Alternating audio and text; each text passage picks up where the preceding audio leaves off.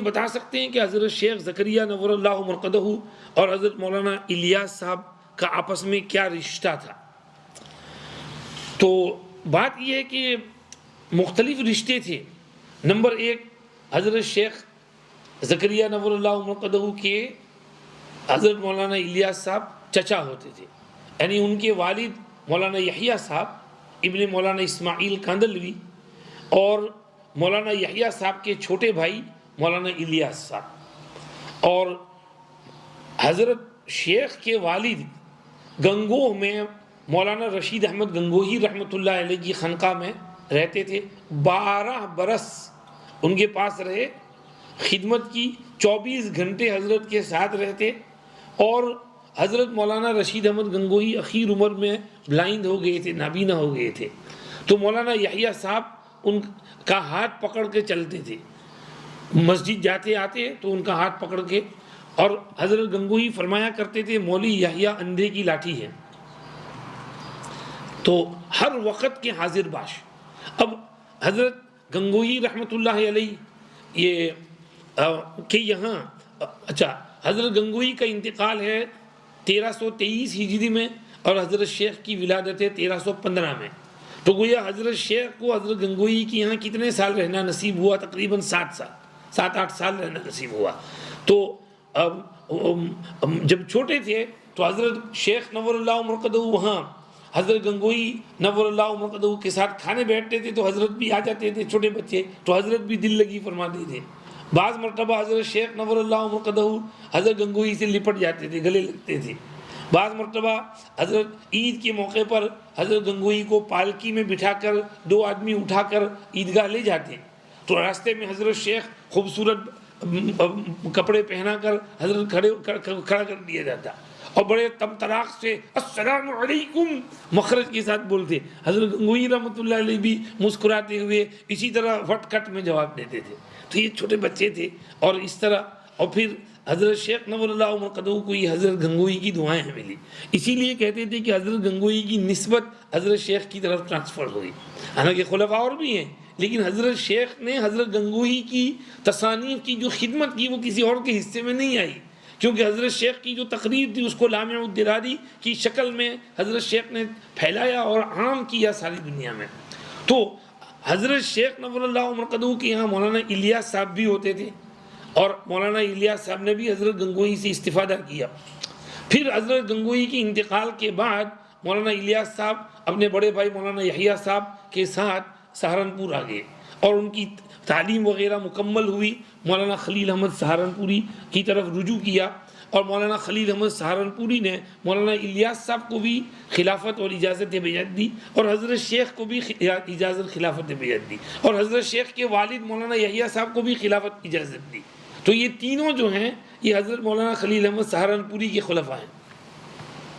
اور حضرت مولانا الیاس صاحب پہلے ہی سے بہت صوفی طبیعت کے تھے، نفلیں بہت پڑھتے تھے، شیخ کو بھی ان کو دیکھ کر نفلیں پڑھنے کا شوق ہوا، تو مغرب کے بعد مولانا الیاس صاحب نے اوابین کی نیت باندھی تھی، شیخ کو حکم تھا کہ کتاب پڑھنے کی، تو شیخ جو ہیں وہ کتاب پڑھنے کے بجائے نفل میں لگ گئے۔ تو والد صاحب نے دیکھا تو آگے کان پکڑا، نماز توڑائی، پڑھنے بیٹھ۔ تو شیخ کہتے مجھے بہت غصہ ہے، میں نے اپنے دل میں کہا خود تو نفلیں پڑھتے نہیں، دوسرے کو بھی نہیں پڑھنے دیتے۔ تو کہتے ہیں کہ لیکن اس وقت سمجھ میں آیا نہیں، بعد میں سمجھ میں آیا کہ یہ شیطانی چال تھی، شیطان مجھے ایک اہم کام سے ہٹا کر غیر اہم میں ڈالنا چاہتا تھا۔ نفل نماز طالب علم کے لیے غیر اہم ہے، طالب علم کے لیے اہم کتاب دیکھنا ہے، تو شیطان چاہتا تھا کہ غیر اہم میں ڈال دے اور اہم کام سے ہٹا دے۔ تو حضرت مولانا الیاس صاحب وہ صوفی طبیعت کے تھے، وہاں سہارنپور میں رہتے تھے، شیخ بھی وہاں، شیخ کے والد بھی وہاں۔ پھر شیخ کے والد کا ایک دم سے اچانک انتقال ہو گیا۔ مولانا الیاس صاحب وہاں ہوتے تھے، تسلی دی، اور مدرس تھے سہارنپور میں۔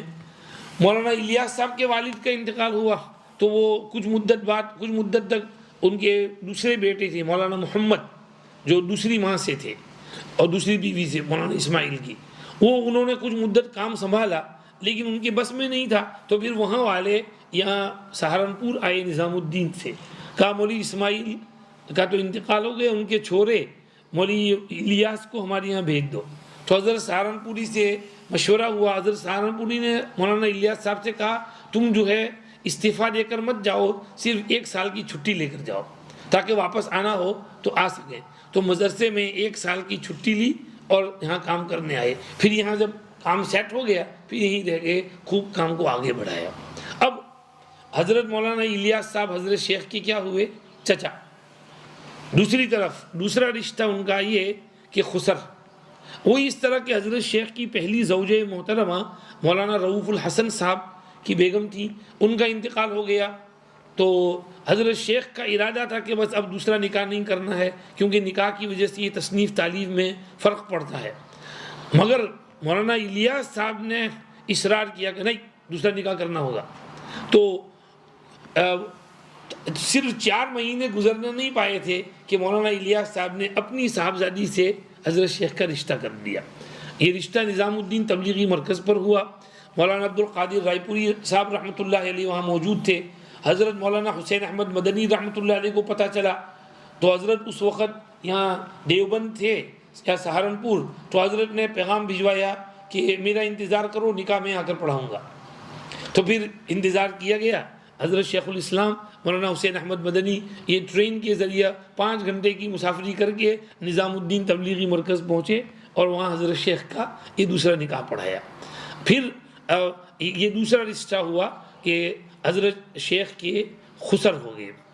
اور تیسرا رشتہ اس طرح کہ حضرت شیخ کے سمدھی, وہ اس طرح کہ حضرت مولانا الیاس صاحب کے بیٹے ہوتے ہیں مولانا یوسف گاندلوی, حضرت جی ثانی. تو حضرت جی ثانی کو حضرت شیخ نے اپنی 2 بیٹیاں دی. پہلی بیٹی حضرت شاکرہ بی بی, ان سے عقد ہوا. جب ان کا انتقال ہو گیا تو حضرت نے اپنی دوسری بیٹی ان کو دے دی نکاح میں. تو حضرت شیخ اور حضرت مولانا الیاس صاحب دونوں سمدھی بھی ہوئے. تو چچا بھی, خسر بھی اور سمدھی بھی. اور پیر صاحب کا رشتہ, تو چونکہ پیر صاحب کی ماں کون ہے؟ حضرت مولانا الیاس صاحب کی بیٹی. تو حضرت مولانا الیاس صاحب یہ حضرت پیر صاحب کے کیا ہوئے؟ نانا. ہاں جی, حضرت پیر صاحب سے مراد ہماری حضرت پیر مولانا طلحہ صاحب کاندلوی رحمۃ اللہ علیہ. تو حضرت پیر صاحب کے نانا ہوتے ہیں حضرت مولانا الیاس صاحب رحمۃ اللہ علیہ. حضرت پیر صاحب بڑے فخر سے کہا کرتے تھے کہ میں تبلیغ کے گھر میں تو میں بڑا ہوا ہوں, مجھے کون تبلیغ کا مخالف کہے گا؟ تبلیغ کی جو بانی ہیں وہ تو میرے نانا ہیں. اور میں بڑا ہوا نظام الدین مرکز پر, میں نے پڑھا وہاں کاشف العلوم میں دورہ حدیث تک. حضرت شیخ نے حضرت پیر صاحب کو وہاں بھیج دیا تھا. اور حضرت فرماتے تھے کہ میں جب چھوٹا تھا تو حضرت جی مولانا الیاس صاحب رحمۃ اللہ علیہ یہ کہ یہاں بڑا ہوا. میری طبیعت بہت خراب تھی, مجھے دست بہت آتے تھے. تو حضرت مولانا الیاس صاحب میری والدہ کو کہتے تھے کہ رات کو یہ روتا رہتا ہے اور تو سوتی نہیں اس کی وجہ سے, اور میں سوتا نہیں تیری وجہ سے. تو ایسا کر, صبح میں اس کو میرے حوالے کر دے اور تو تھوڑی دیر کے لیے سو جا, تجھے آرام مل جائے, اس کو میں سنبھالوں گا. اور پھر کچھ نہالچے دے دے, یعنی اس زمانے میں کپڑوں کی نیپی, تو کپڑوں کی نیپی دے دیتے. تو حضرت جی مولانا الیاس صاحب حضرت پیر صاحب کو لے کر بیٹھے رہتے اپنا کام کاج. اور پھر حضرت پیر صاحب کو صفائی کی ضرورت پڑے تو حضرت جی مولانا الیاس صاحب خود صفائی کرتے تھے. اور وہ نہالچی جو ہے وہ اس کو اپنے ہاتھ سے خود دھوتے تھے. خدام کہتے تو بھی کہتے نہیں میں خود دھوؤں گا, مجھے امید ہے کہ یہ بچہ بڑا ہوگا تو اس کے ذریعے سے جو دین پھیلے گا, خدمت ہوگی, ذکر فکر کی لائن چلے گی, اس میں میرا حصہ میں لگا رہا ہوں. حضرت جی مولانا الیاس صاحب اس طرح فرماتے. تو حضرت شیخ اور حضرت مولانا الیاس صاحب بانی تبلیغ کے بہت کلوز ریلیشنز ہیں. حضرت شیخ کی کتنی اولاد ہیں اور پیر صاحب کی کتنی اولاد, یہ بھی سوال کیا. حضرت شیخ کے بیٹے تو ایک ہی ہیں, حضرت پیر صاحب مولانا طلحہ صاحب. بیٹیاں حضرت کی بہت تھی, مجھے اس وقت صحیح تعداد یاد نہیں. 2 بیٹیاں تو مولانا یوسف کاندلوی کے ساتھ یک کے بعد دیگرے عقد میں آئی تھیں. ایک بیٹی حضرت جی مولانا انعام الحسن صاحب کے یہاں تھی. حضرت جی مولانا انعام الحسن صاحب بھی حضرت شیخ کے داماد ہوتے تھے. اور ایک بیٹی حضرت مفتی یحییٰ صاحب کے یہاں, ایک حکیم الیاس صاحب کے یہاں، اور ایک موجودہ ناظم مولانا سلمان صاحب کے یہاں، ایک حضرت مولانا عاقل صاحب کے یہاں. ان میں سب کا انتقال ہو گیا، تمام بیٹیوں کا. صرف ایک بیٹی زندہ ہے، اور وہ حضرت مولانا سلمان صاحب ناظم مدرسہ مظاہر سہارنپور کے گھر میں خالہ جان ہے، وہ ابھی تک حیات ہیں. حضرت پیر صاحب بھی اللہ کو پیارے ہو گئے، تو حضرت شیخ کے خاندان میں اب صرف خالہ جان جو حضرت ناظم صاحب کے یہاں ہیں وہی حیات ہیں. تو حضرت شیخ کے تو یہ ہوئے نرینہ اولاد ایک ہی، اور پیر صاحب کے یہاں اولاد نہیں. پیر صاحب کا رشتہ ہوا تھا مولانا افتخار الحسن کاندلوی کی صاحبزادی پیرانی صاحبہ سے. ہم پیرانی صاحبہ کہتے ہیں، نجم النساء نام تھا ان کا. بڑی نیک طبیعت کی خاتون تھی، تو حضرت پیر صاحب کو بہت محبت تھی ان کے ساتھ، بہت رشتہ تعلق تھا. اولاد نہیں تھی، تو پیر صاحب لاولد ہیں. اور اس وقت جو ہے وہاں خانقاہ کا نظام حضرت ناظم صاحب مولانا سلمان صاحب سنبھال رہے ہیں. یہ تم نے پوچھا کیا تم نے چھیڑ دیا، سارا کویشچن آنسر اسی میں چلا گیا. حالانکہ یہ تو ابھی ہم نے یاون جسٹس انصاف نہیں کیا ہے. حضرت شیخ تو حضرت شیخ ہیں. اللہ پاک حضرت شیخ کی قبر پر، حضرت پیر صاحب کی قبر پر، ہمارے حضرت کی قبر مبارک پر کروڑوں رحمتوں کی بارش برسائے، ان اکابر کے درجات بلند فرمائے. حضرت جی مولانا الیاس صاحب بانی تبلیغ، حضرت مولانا یوسف کاندلوی صاحب، حضرت مولانا انعام الحسن صاحب، حضرت مولانا زبیر الحسن صاحب، یہ سب نظام الدین میں ایک ساتھ دفن ہیں. اور مولانا اظہار صاحب، اللہ ان سب کی قبروں پر اپنی خاص رحمتیں نازل فرمائے، سب کے درجات بے حساب بلند فرمائے. Then they asked about the relations between Hazrat Sheikh and Hazrat Maulana Ilyas Sahab Bani Tabligh. One relation is that Maulana Ilyas Sahab, the founder of Tabligh, is the uncle of Hazrat Sheikh. Hazrat Sheikh's father is Maulana Yahya Sahab, who was elder, and Maulana Yahya Sahab was younger.